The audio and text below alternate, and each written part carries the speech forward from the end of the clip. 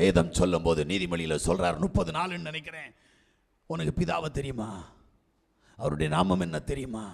உனக்கு குமாரனை தெரியுமா? அவருடைய நாமம் என்ன உனக்கு தெரியுமா? இவனுக்கு இங்க குழப்பம்.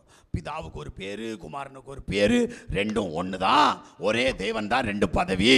ஏன்னா தேவன் என்னில் கொஞ்சம் வித்தியாசமானவர். ஏன்னா முதல்ல நான் மகனாய் பிறந்தேன், இரண்டாவது நான் தகப்பனானேன். நான் சொல்றது நல்லா புரிஞ்சுக்கங்க. நான் எங்க அம்மாவுக்கு மகனாய் பிறந்தேன், இன்றைக்கு என்னுடைய பிள்ளைகளுக்கு நான் தகப்பனானேன். ஆனால் தேவன் அதுல உல்டா. எப்படி? அவர் முதலில் தகப்பனாய் இருந்தார், இரண்டாவது மகனாக வந்தார். இவ்வளவுதான் கான்செப்ட், வேற பிரச்சனையே இல்லை. இவ்வளோத்தையும் புரிஞ்சுக்கிட்டா போதும். நான் பிள்ளையாய் வந்தேன், இங்கு தகப்பனானேன். எனக்கு கொடுக்கப்பட்ட ஒரு ஸ்தானம், தகப்பன் என்கின்ற ஸ்தானம் எனக்கு இரண்டாவதாக கிடைத்தது. தேவனுக்கு முதல் ஸ்தானமே தகப்பன் என்கின்ற ஸ்தானம். இரண்டாவது ஸ்தானம் பிள்ளைகள் மாம்சத்தையும் இரத்தத்தோடு இருக்கிறபடினால் அவரும் அவர்களைப் போல் மாம்சமும் இரத்தமுமாய் இந்த உலகத்தில் பிள்ளை ஆனார் என்று சொல்லப்படுகிறது. குமாரத்துவம் கொடுக்கப்பட்டது, குமாரன் அல்ல. குமாரத்துவம் கொடுக்கப்பட்டது. தயவு செய்து வேதத்தை சரியா கவனிங்க. அல்லேலூயா. தேவ சமூகத்தில் கடந்து வந்து தேவனுடைய சத்தத்தை கேட்டுக்கொண்டிருக்கிற தேவனுடைய ஜனமே, நீங்கள் அவரை அறியணும். ஏன்? லூக்கா 2வது அதிகாரம் 8வது வசனத்தில் வாசிக்கிற போது அங்க என்ன சொல்றார் அப்படின்னா, மேய்த்துக் கொண்டிருந்த மேய்ப்பர்கள் அவரை கண்டார்கள். லூக்கா 2:10 வாசிக்கிற போது நட்சத்திரத்தின் மூலமாக சாஸ்திரிகள் அவரை கண்டார்கள். லூக்காவினுடைய புஸ்தகம் 2வது அதிகாரம் 29 35 வரைக்கும் வாசிக்கிற போது வேதம் சொல்லுகிறது, இரட்சண்யத்தை சிமியோன் கண்டான். அவனுக்கு தேவன் சொன்ன காரியம் என்ன தெரியுமா? இந்த உலகத்திலிருந்து நீ சாகிறதுக்கு முன்னாடி இரட்சகரை காண்பாய். அல்லேலூயா. எவ்வளவு பெரிய சாக்கியம். இவன் ஒரு நாள் தேவாலயத்திற்கு போறான், எருசலேம் தேவாலயத்திற்கு. அன்னைக்கு பார்த்து மரியாளும் சூசேப்பரும் யாசுவாவையும் கொண்டு என்ன செய்யறாங்க? தேவாலயத்துக்கு வராங்க. இப்ப ஆவியானவர் சிமியோனோடு பேசினார். அல்லேலூயா. அந்த வார்த்தையை கொஞ்சம் வாசிங்களே.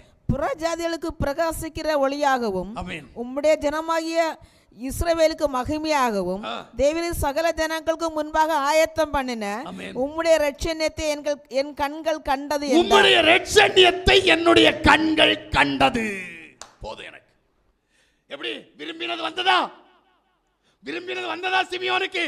நான் என்ன கேட்கிறேன் அப்படின்னா, உனக்கு ஜெயம் எடுக்க, நீ விடுதலை பெற்றுக்கொள்ள, நீ சத்தியத்தை அறிகிற அறிவுடைய ஊடாய் கடந்து போய் சத்துருடைய வாசலை நீ சுதந்திரித்துக் கொள்ள இரட்சகரை இன்னைக்கு நீ காணு. அல்லேலூயா. இன்னைக்கு அவரை காணணும். கேட்டா மட்டும் போதாது, சத்தத்தை கேட்கறதுனால மட்டும் போதாது, நீ அவரை காணணும். காணணும்னா முதல்ல அவர் உன் கூட வரணும். அல்லேலூயா. ரெண்டாவது உங்கள் நடுவில் அவர் இருக்கணும். மூணாவது உங்களுக்கு உள்ள அவர் நுழையணும். 3 கான்செப்ட். அல்லேலூயா. நம்மோடு கூட நம்முடைய மத்தியில் நமக்குள்ள அவர் கடந்து வந்து விட்டால் நமக்கு விரோதமாக இருக்கிற சத்துருக்கள் அத்தனை பேரையும் நாம் தகர்த்தெறிய முடியும். ஆனா இன்னைக்கு ஒரு பிரச்சனை. என்ன பிரச்சனை அப்படின்னா, 2 தெசலோனிக்கேயருடைய புஸ்தகம் 2வது அதிகாரம் 3வது வசனமும் 4வது வசனத்தை வாசித்து முடிச்சிருங்க. எவ்விதத்தினாலும் ஒருவனும் உங்களை மோசம் போக்காதபடிக்கு எச்சரிக்கையாயிருங்கள். எச்சரிக்கையாயிருங்கள். ஏனெனில் விசுவாச துரோகம் முந்தி நேரிடும். நல்லா கேளுங்க, இங்க என்ன வரும் அப்படின்றத சொல்லிட்டாரு. விசுவாச துரோகம் முந்தி நேரிடும்.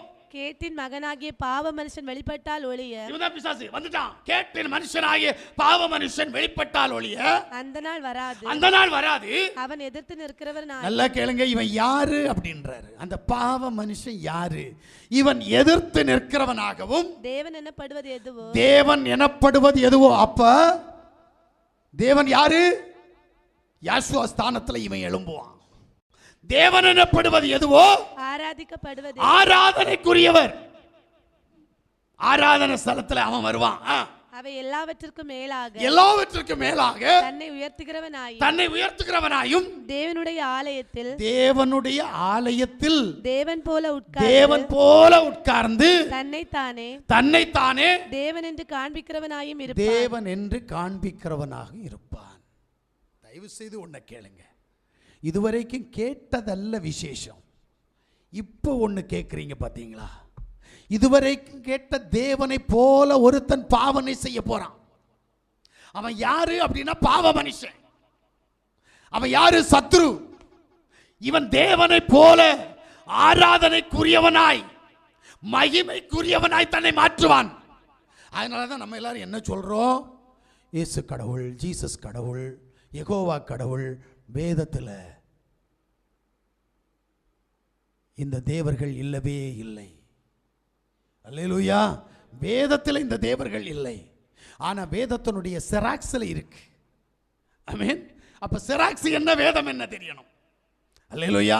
தயவு செய்து சொல்றேன், நீங்கள் ஏமாறாதபடிக்கு தேவன் யார் என்கின்ற அறிவு உங்களுக்கு மிக முக்கியம். அல்லேலூயா. தேவனை அறிகிற அறிவினுடைய ஊடாய் நீங்கள் கடந்து போனால் தேவன் எனப்படுவது எதுவோ, ஆராதிக்கப்படுவது எதுவோ, அவை எல்லாவற்றுக்கு மேலாக தன்னை உயர்த்துகிறவரை நீங்கள் அடையாளம் கண்டுகொள்வீர்கள். அங்கதான் சத்துருடைய வாசலை சுதந்திரித்துக் கொள்றது. அல்லேலூயா.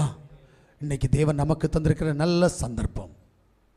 இம்மானுவேல் ஆகிய தேவனை நீங்கள் உங்களோடு கூட உங்கள் நடுவில் உங்களுக்குள்ளே கொண்டு வரும்போது உங்கள் சத்துரு யார் என்பதை நீங்கள் அறிந்து அவனை ஜெயமெடுக்கத்தக்கதான பலத்தை தேவன் தருவார். நம்ம எல்லாரும் கண்களை மூடுவோம்.